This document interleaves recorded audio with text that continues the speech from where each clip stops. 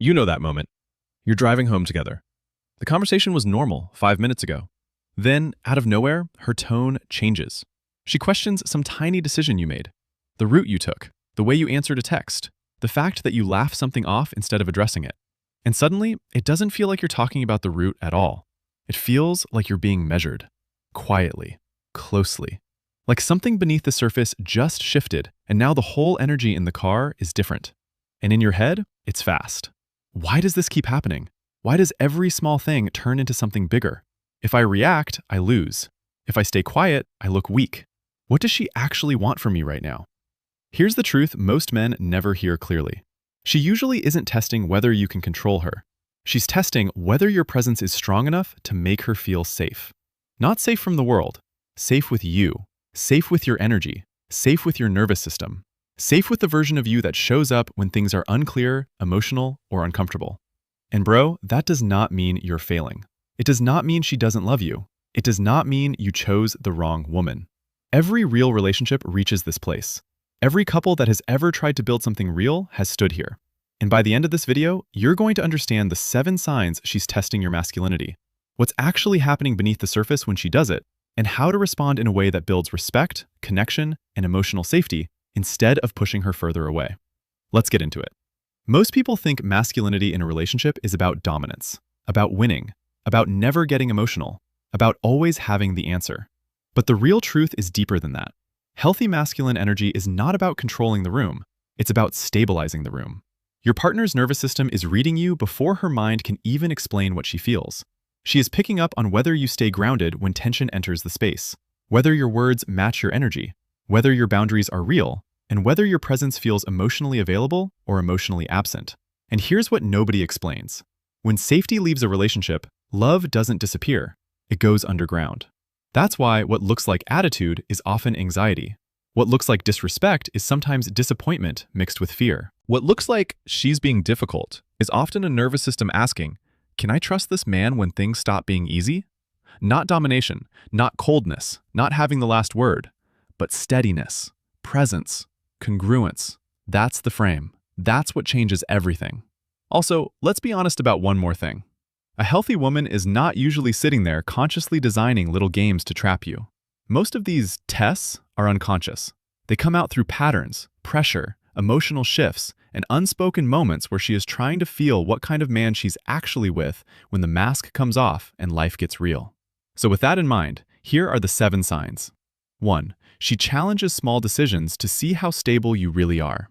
Here's the part no one talks about. A lot of tests don't start big. They start tiny. Most couples get thrown off because they treat these moments like they're only about the surface issue. Where to eat, what plan to make, how to handle something simple. But most people in relationships don't realize that a small challenge is often a scan.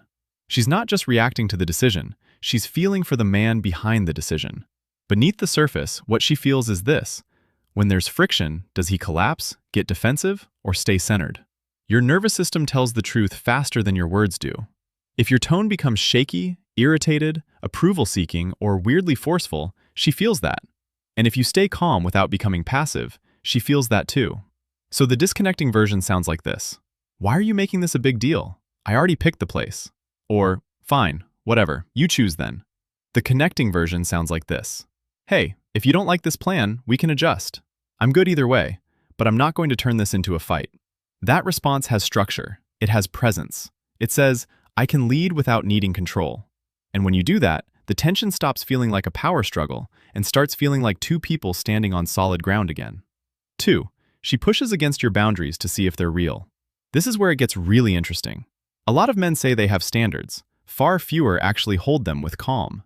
Most couples get stuck here because one person pushes and the other swings between 2 extremes. Either he becomes aggressive to prove strength, or he folds to keep the peace. But neither of those creates safety.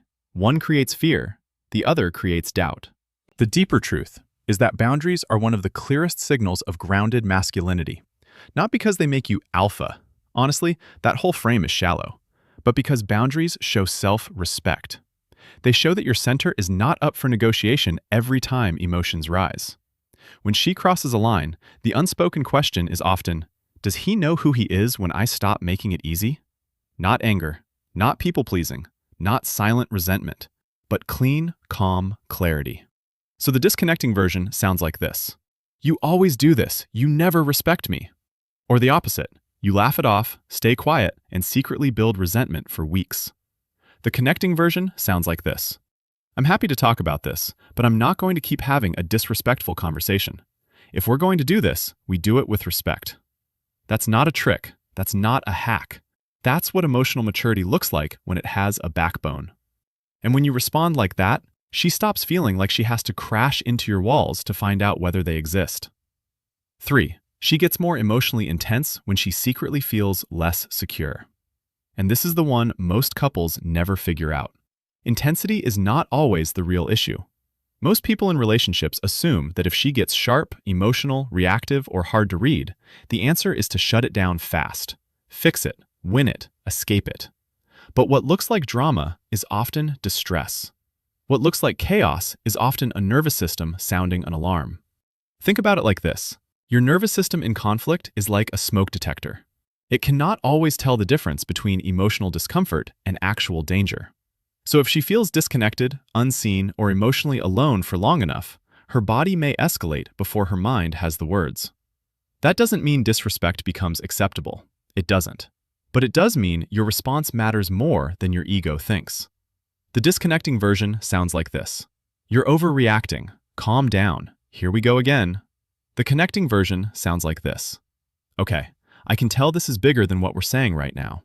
I'm here. Talk to me without attacking me, and I'll stay with you. Now something in her starts to soften.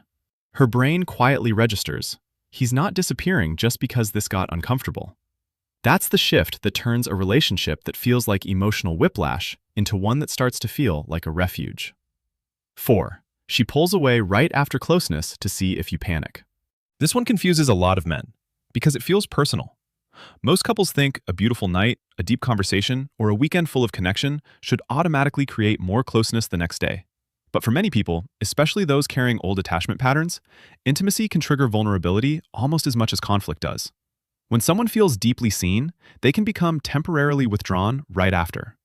So beneath the surface, she may not be thinking, I want distance. She may be feeling, that was so close, it scared me a little. And then the unconscious test begins. If I pull back for a moment, does he lose himself? Does he chase? Does he need me to regulate him? The disconnecting version looks like 10 texts in a row. Are you okay? Did I do something? Why are you acting different? The connecting version sounds like this. Hey, I notice you're a little quieter today. No pressure. I'm here when you want to talk. That response has presence without pressure.